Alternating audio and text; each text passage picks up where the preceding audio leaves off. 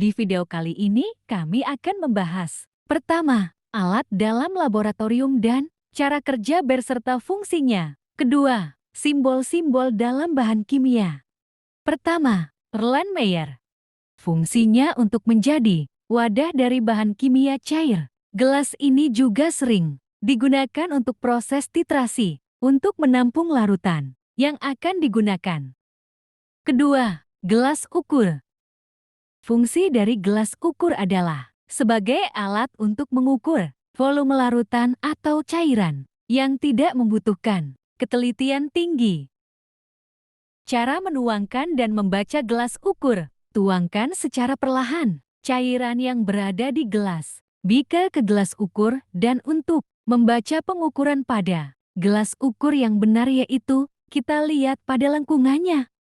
Ketiga, pipet gondok. Fungsi pipet gondok untuk menyedot cairan, kita harus memeras huruf A yang ditemukan pada bola isap, sementara untuk melepaskan cairan, kita cukup menekan tombol pada bola isap. Pastikan cairan tersebut harus sesuai dengan garis batas cairan. Hal ini tentu berbeda dengan cara penggunaan pipet.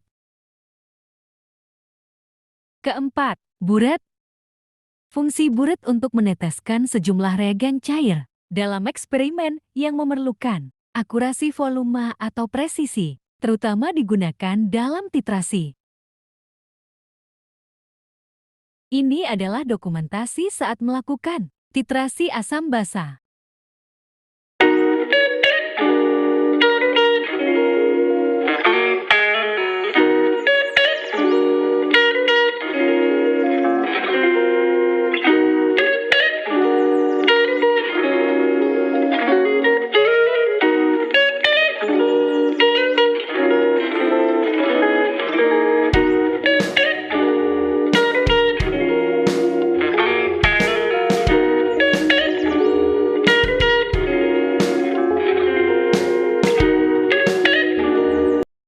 Warning!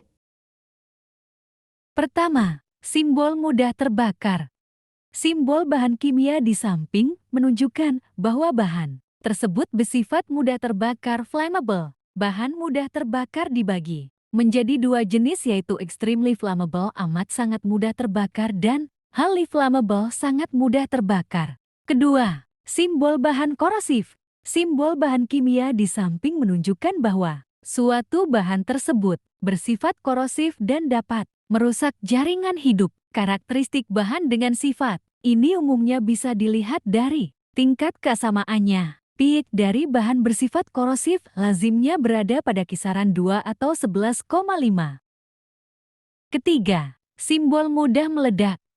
Bahan kimia yang diberi simbol seperti gambar di samping adalah bahan yang mudah meledak, eksplosif. Ledakan pada bahan tersebut bisa terjadi karena beberapa penyebab, misalnya karena benturan, pemanasan, pukulan, gesekan, reaksi dengan bahan kimia lain, atau karena adanya sumber percikan api. Keempat, simbol bahan beracun.